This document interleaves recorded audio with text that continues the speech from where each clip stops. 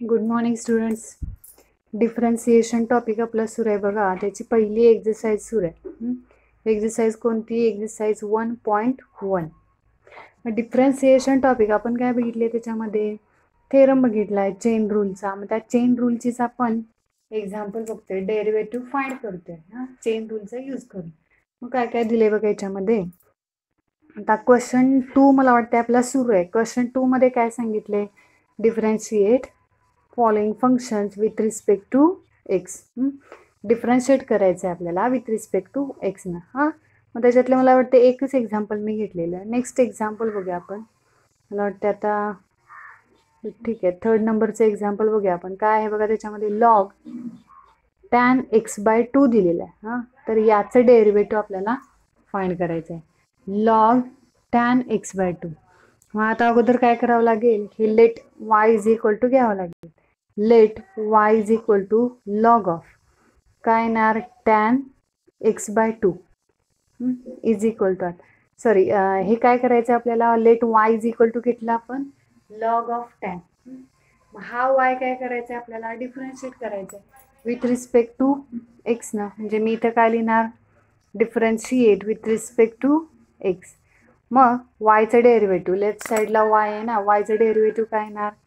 dy/dx is equal to काय येणार? d/dx of log of tan x/2. Log of tan x/2. मग आता पुढं डेरिव्हेटिव्ह ऑफ लॉग काय येणार? लॉगचं डेरिव्हेटिव्ह फॉर्म्युला आपण बघितलेला बघा. d/dx of log x is equal to काय असतो डेरिव्हेटिव्ह? लॉग एक्स डेरिव्हेटिव्ह काय असतं? 1/x. इथे काय आलं? मग 1/x डेरिव्हेटिव्ह मिळालं. मग इथे लॉग एक्स ऐवजी काय झालं? हा ब्रॅकेट आला. लॉग एक्स ऐवजी ब्रॅकेट आला. मग त्याचं डेरिव्हेटिव्ह काय येणार? 1/x ऐवजी जो काय ब्रॅकेट असेल तो लिहायचा tan x/2. Me as it is लिहिला. मग हे आपण कशाचा यूज केला? इथं चेन रूलचा यूज केला. एक्स ऐवजी अदर फंक्शन आहे, म्हणजे चेन रूलचा यूज मी इथे केला. मग आता पुढे मला काय करावं लागेल बघा. पुढं मी आता जे एक्स ऐवजी वेगळं फंक्शन आलं त्याचं परत डेरिव्हेटिव्ह घ्यायचं. d/dx ऑफ काय येणार? tan x/2 येईल. d/dx of tan x/2. मग आता पुढं आपल्याला अजून हे सॉल्व करायचं आहे बघा. काय येणार पुढं? 1/tan x/2 हे ॲज इट इज. टॅनचं डेरिव्हेटिव्ह काय? फॉर्म्युला बघितलेला आहे आपण, ते घ्यायचं. मग आता टॅनचं डेरिव्हेटिव्ह पण घेताना काय होणार बघा. डेरिव्हेटिव्ह कसं येणार टॅनचं डेरिव्हेटिव्ह असतं sec²x, बरोबर आहे. पण एक्स ऐवजी इथं एक्सच आहे का? एक्सच्या ठिकाणी काय झालं? तिथं x/2 आहे, त्यामुळे तो x/2 लिहायचा. टॅनचं डेरिव्हेटिव्ह काय घेतलं आपण? sec²x/2 आलं. एक्स ऐवजी जे अदर फंक्शन आहे त्याचं परत काय येणार? डेरिव्हेटिव्ह, म्हणजे d/dx ऑफ x/2 येईल. टॅनचं डेरिव्हेटिव्ह घेतला आपण. पुढं आता 1/tan x/2. इथं काय आहे ब्रॅकेटमध्ये? sec²x/2 आणि x/2चं डेरिव्हेटिव्ह. आता 1/2 काय झालं? तिथं कॉन्स्टंट आहे, त्यामुळे डेरिव्हेटिव्ह फक्त कशाचं येणार? एक्स डेरिव्हेटिव्ह येईल. मग एक्स डेरिव्हेटिव्ह किती येणार आहे? ते 1 असतं. म्हणजे हे काय मिळालं आपल्याला? फायनल आन्सर मिळालं. इकडे काय आहे? dy बाय लेफ्ट साईडला dx. नेक्स्ट एक्झाम्पल बघूया आपण. काय सांगितलंय बघा. Example number 4. भरपूर एक्झाम्पल आहेत, त्यामुळे आपल्याला काही तुम्ही सोडवायचे आहेत, काही मी सोडवणार आहे.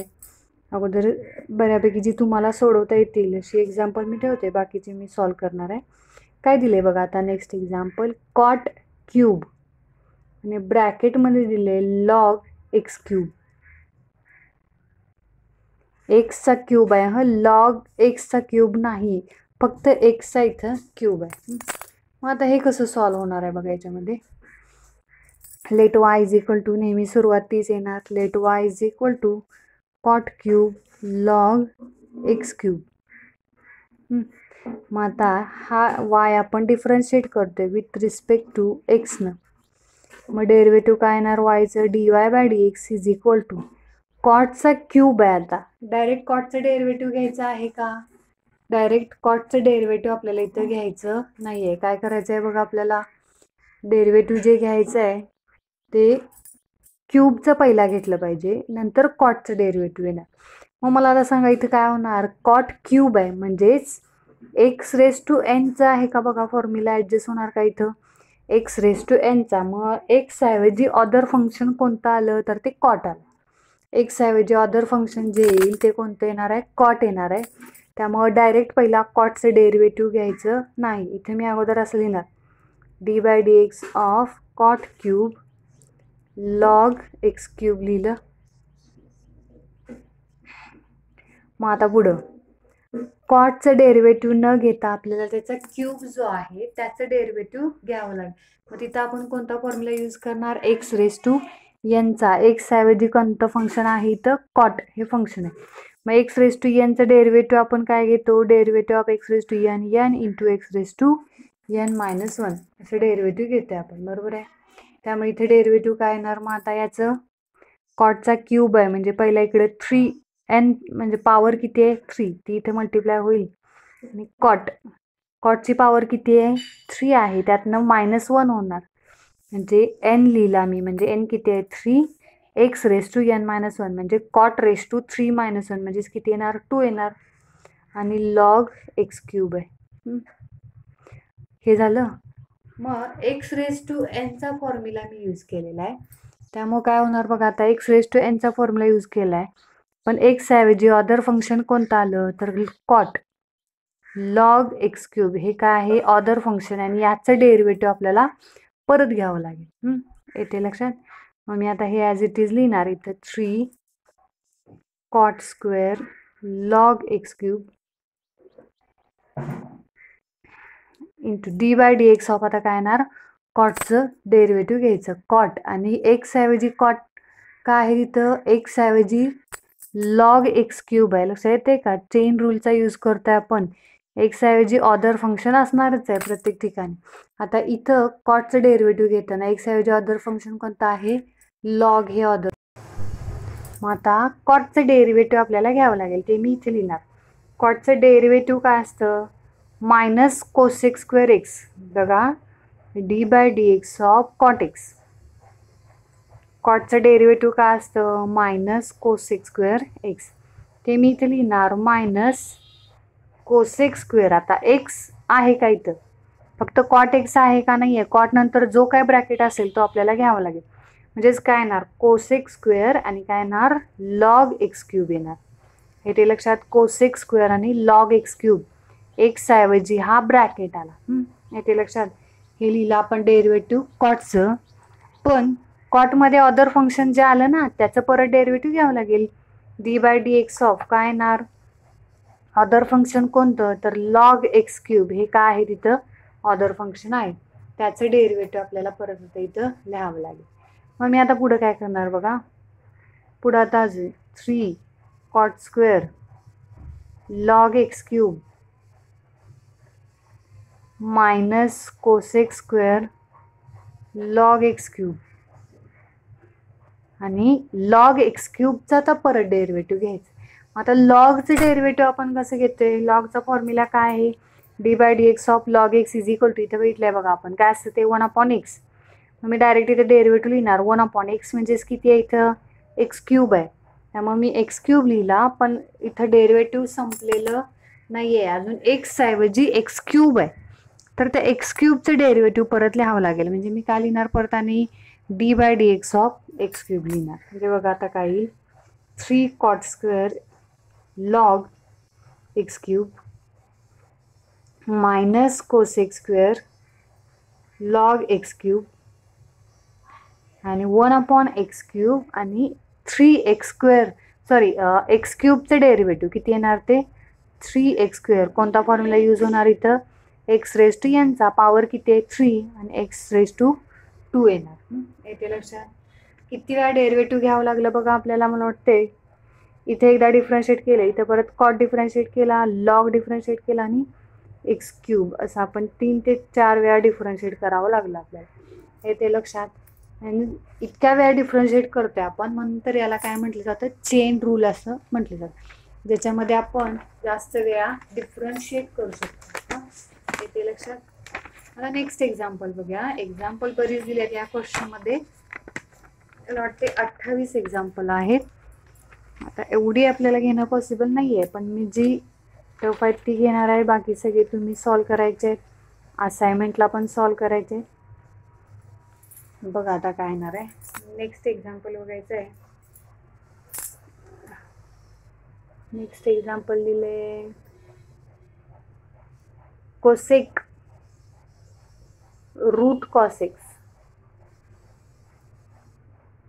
कोसेक रूट कॉस एक्स किती नंबर येते 5. काय करावं लागेल पहिला, let y is equal to नेहमीप्रमाणे let y is equal to घ्यायचे किती येणार कोसेक रूट कॉस एक्स. म्हणजे कोसेक एक्स ऐवजी ब्रॅकेट आला, लक्षात येते का. कोसेक एक्स ऐवजी हा ब्रॅकेट आहे, तर हे आपण डिफरन्शिएट करणार होता. Differentiate with respect to x काय येणार मग याचं derivative dy by dx is equal to कोसेकचं डेरिव्हेटिव्ह घ्यायचं. मग कोसेकचं डेरिव्हेटिव्ह काय असतं, d by d x of cosec x बघितलेलं आहे आपण, sine cos tan cot sec cosec. मग कोसेक एक्सचं डेरिव्हेटिव्ह काय असतं, minus cosec x into cot x असं त्याचं डेरिव्हेटिव्ह असतं. बघा कशाचं, कोसेक एक्सचं डेरिव्हेटिव्ह. मग आता कोसेक एक्स ऐवजी फक्त आहे रूट आहे, म्हणजे एक्स ऐवजी ब्रॅकेट आहे, तर डेरिव्हेटिव्ह काय लिहिणार मी, मायनस कोसेक एक्स ऐवजी जे काय असेल ते लिहायचं root cos x minus cosec x into cot x असं डेरिव्हेटिव्ह असतं. Minus cosec x into cos x हे काय लिहिलं मी आता, इंटू कॉट एक्स. हे काय लिहिलं मी, कोसेकचं डेरिव्हेटिव्ह लिहिलं, पण एक्स ऐवजी काय आला, वेगळा ब्रॅकेट जो आला त्याचा आपल्याला काय करावं लागेल, परत डेरिव्हेटिव्ह लिहावं लागेल. एक्स ऐवजी जो वेगळा ब्रॅकेट आलाय त्याचं मी डेरिव्हेटिव्ह लिहिणार. म्हणजे मी इथं असं लिहिणार d by d x of काय येणार डेरिव्हेटिव्ह त्याचं, कशाचं डेरिव्हेटिव्ह घ्यावं लागेल आपल्याला, रूट कॉस एक्सचं derivative d by d x of root cos x. बघा काय येणार आता, minus cosec root cos x into cot root cos x आणि आता रूट कॉस एक्सचं डेरिव्हेटिव्ह. रूट कॉस एक्सचं डेरिव्हेटिव्ह काय मिळेल ते, रूट कॉसचं म्हणजे आता पहिला कॉसचं घ्यायचं का रूटचं घ्यावं लागेल डेरिव्हेटिव्ह. कॉसचं जर डेरिव्हेटिव्ह घेतलं तर ॲज इट इज फक्त कॉस एक्सचं डेरिव्हेटिव्ह आहे का इथं, नाही आहे. कॉस कुठं आहे परत रूटमध्ये, त्यामुळे डायरेक्ट आपल्याला तसा फॉर्म्युला नाही आहे. म्हणजे पहिला जे डेरिव्हेटिव्ह घ्यावं लागेल ते कशाचं घ्यायचं, रूटचं घ्यावं लागेल. मग d by d x of root cos x काय येणार, रूट एक्सचं डेरिव्हेटिव्ह किती असतं ते बघितलेलं आहे आपण, d by d x of root x काय असतं 1/2 रूट एक्स. एक्स ऐवजी काय झालं इथं कॉस एक्स आलं. म्हणजे मी डेरिव्हेटिव्ह घेणार कशाचं पहिला 1/2 रूटचं घेणार, ते किती येणार 1/2 रूट कॉस एक्स येईल. मग एक्स ऐवजी अदर फंक्शन कोणतं आलं परत, एक्स ऐवजी अदर फंक्शन कोणतं आलं कॉस एक्स, त्याचं परत derivative d by d x of cos x.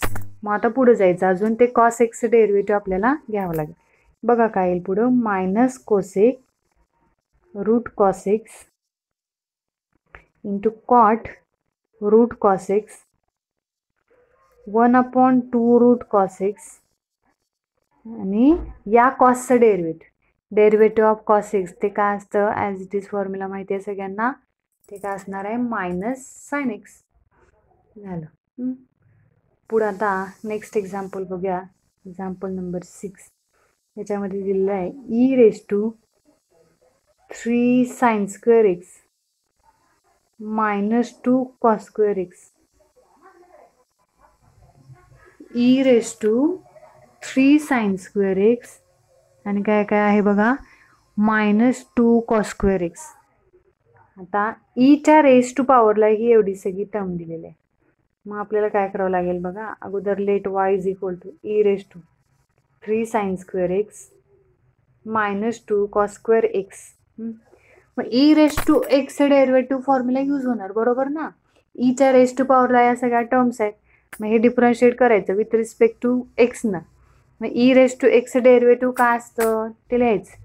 काय येणार बघा आता, d y by d x येईल. इथं काय होणार, d by d x of e raise to 3 sine square x -2 cos square x येईल.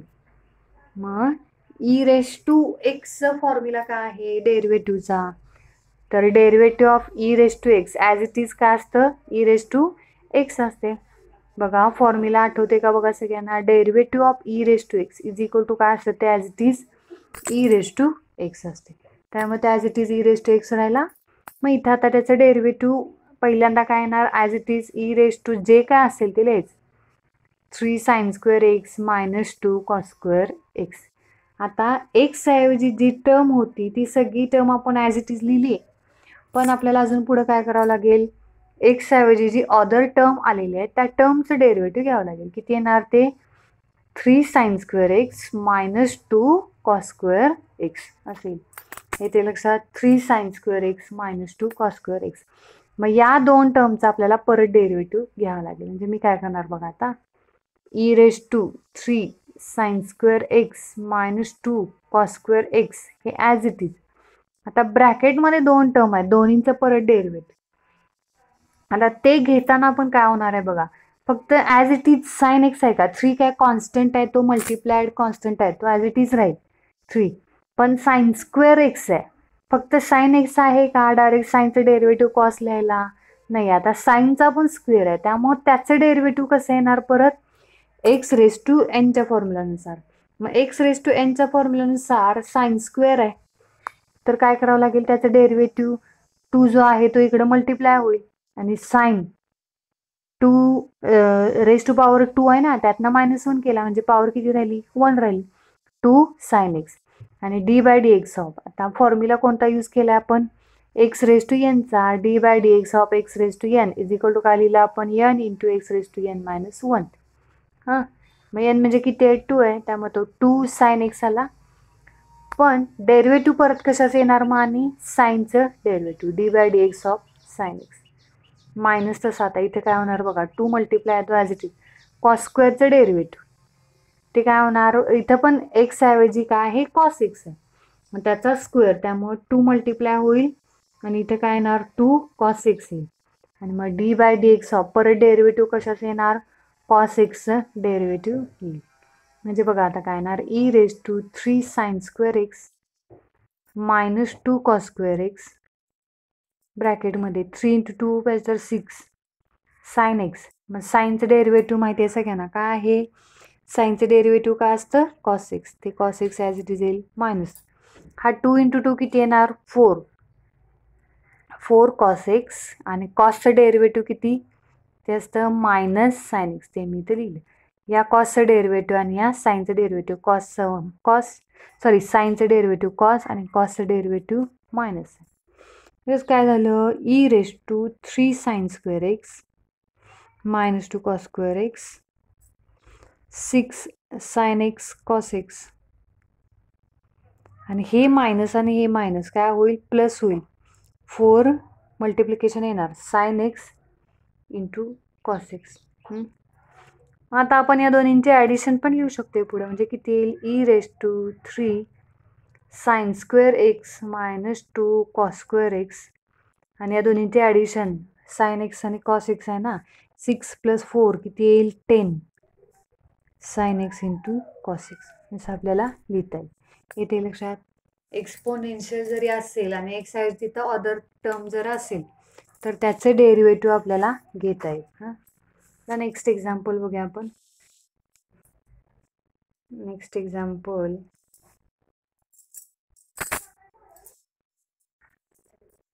टॅन ब्रॅकेटमध्ये कॉस, टॅन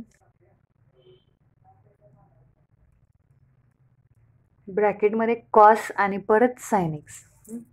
आता हे कसं होणार आहे बघा, एक्झाम्पल नंबरचं एक्झाम्पल येत आहे 7.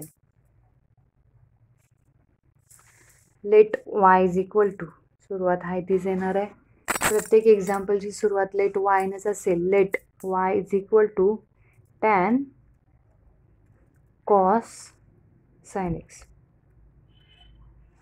मग हा वाय आपण डिफरन्शिएट करणार with respect to एक्सनं.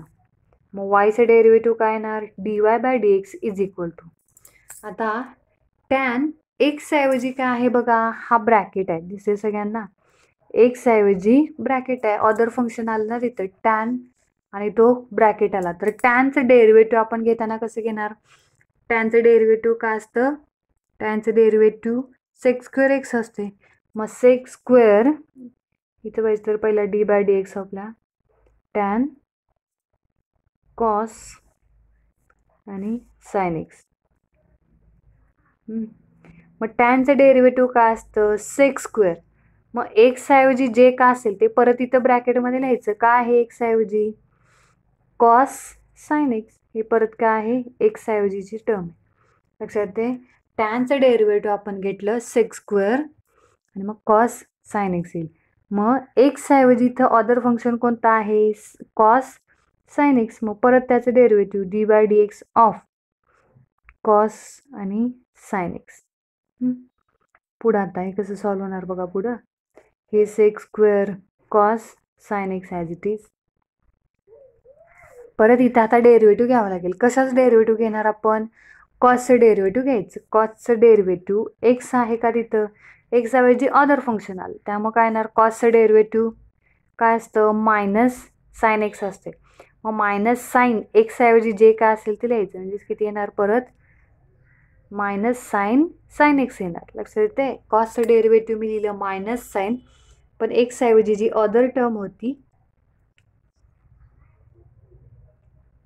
Other term आपण ॲज इट इज लिहिलेली आहे. मग परत अदर टर्म जी आहे त्याचं परत डेरिव्हेटिव्ह लिहावं लागेल, d by d x of sine x. जे काय येणार बघा, sec square cos sine x minus sine x आणि या साइनचं डेरिव्हेटिव्ह ते किती येईल, कॉस एक्स येईल. बघा येते का लक्षात सगळ्यांच्या. आता नेक्स्ट एक्झाम्पल बघा जरा.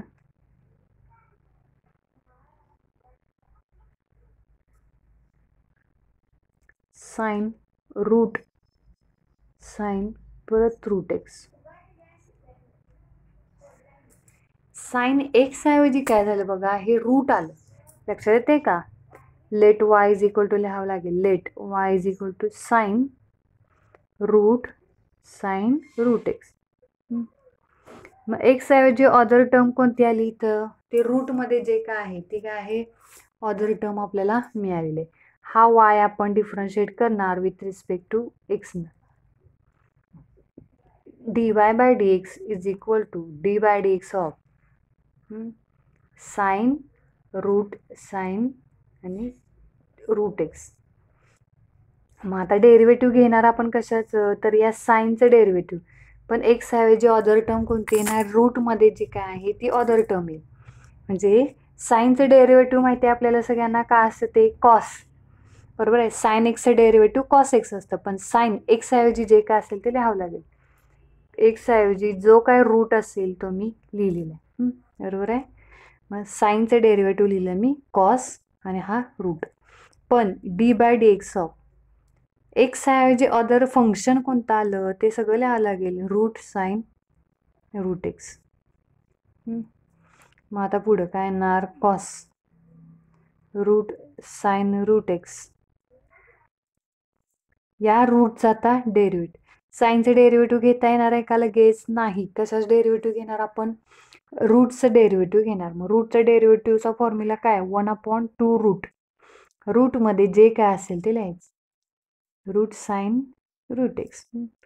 मग रूटमध्ये अदर टर्म कोणती आली, तर साइन रूट एक्स आली. ती ॲज इट इज मी इथं लिहिलेलं आहे. बरोबर आहे. पुढं आता कॉस ॲज इट इज सगळं लिहायचं, रूट साइन रूट एक्स. इथं 1/2 रूट साइन रूट एक्स आणि या साइन रूट एक्सचं परत डेरिव्हेटिव्ह. साइनचं डेरिव्हेटिव्ह काय माहिती आहे सगळ्यांना, कॉस. पण कॉसचं डेरिव्हेटिव्ह म्हणजे साइन एक्स आहे का फक्त, नाही आहे. त्यामुळं कॉस रूट एक्स येणार आणि परत काय येणार, या रूट एक्सचं परत derivative d by d x of root x. म्हणजे काय येणार बघा, cos root sine root x 1/2 root sine root x परत कॉस रूट एक्स. या रूट एक्सचं डेरिव्हेटिव्ह ते किती येणार, 1/2 रूट एक्स. असं लेफ्ट साईडनं एक एक फंक्शनचं डेरिव्हेटिव्ह घेत जायचं असतं. बघा येते का लक्षात, जशी एक्झाम्पल सॉल्व्ह होतील तसं तुम्हाला लक्षात येईल. प्रॅक्टिस झाल्याशिवाय लक्षात येणार नाही आहे. कारण एका एक्झाम्पलमध्ये जवळजवळ आपण 4 वेळा डिफरन्शिएशन डेरिव्हेटिव्ह घेते. म्हणजे चेन रूलचा यूज करून घेतोय, त्यामुळे एवढा काय प्रॉब्लेम नाही आहे. फक्त ते लक्षात आलं पाहिजे की डेरिव्हेटिव्ह किती कसं घ्यायचं. नेक्स्ट एक्झाम्पल बघूया आपण आता. नेक्स्ट एक्झाम्पल,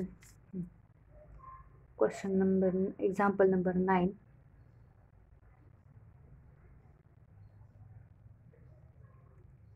लॉग, परत ब्रॅकेट मध्ये लॉग एक्स,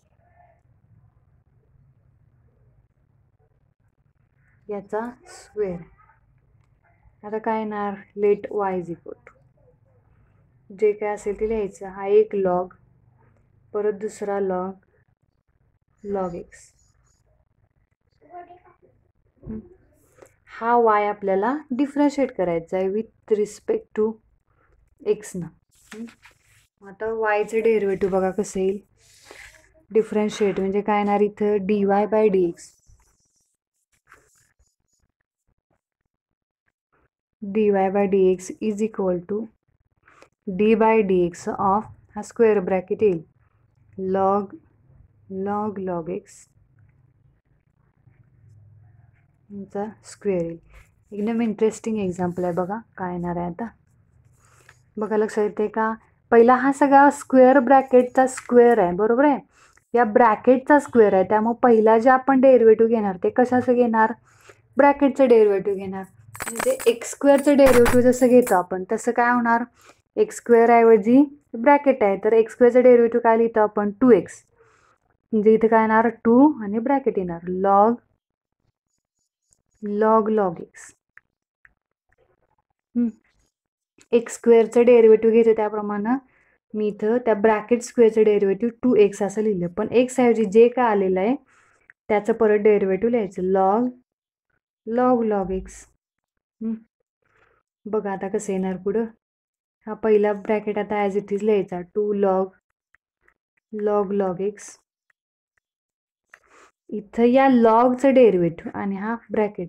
आता लॉग ऑफ एक्स ऐवजी हा ब्रॅकेट आहे, तर लॉग एक्सचं डेरिव्हेटिव्ह काय लिहितो आपण, 1/x लिहितोय. मग 1/x ऐवजी जे काय असेल ते लिहायचं. काय येणार मी तिथं, लॉग एक्स येणार. एक्स ऐवजी जे अदर फंक्शन आलं परत त्याचं डेरिव्हेटिव्ह काय येणार, डेरिव्हेटिव्ह ऑफ लॉग एक्स. आता बघा या टर्म ॲज इट इज 2 हा लॉग एक्स 1/log x.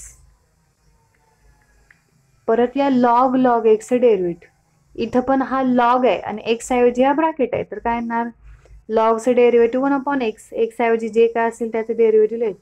म्हणजे मी इथे लिहिणार 1/log x मी लिहिला, बरोबर आहे. मग पुढं आता काय होणार बघा, 1/log x आला, पण एक्स ऐवजी ब्रॅकेट आला त्याचं डेरिव्हेटिव्ह म्हणजे d बाय dx ऑफ परत log x येईल. बघा किती वेळा डेरिव्हेटिव्ह घेते आपण. म्हणजे आता पुढे बघा काय येणार, हा 2 लॉग एक्स, हा 1/log x, हा 1/log x आणि या log x डेरिव्हेटिव्ह ते काय येणार 1/x. बघा येते का लक्षात, या log x परत डेरिव्हेटिव्ह घ्यायचं ते येईल 1/x. हे मिळालं डिफरन्सिएशन, येते लक्षात. नेक्स्ट लेक्चरला आणि आपण राहिलेले एक्झाम्पल बघू.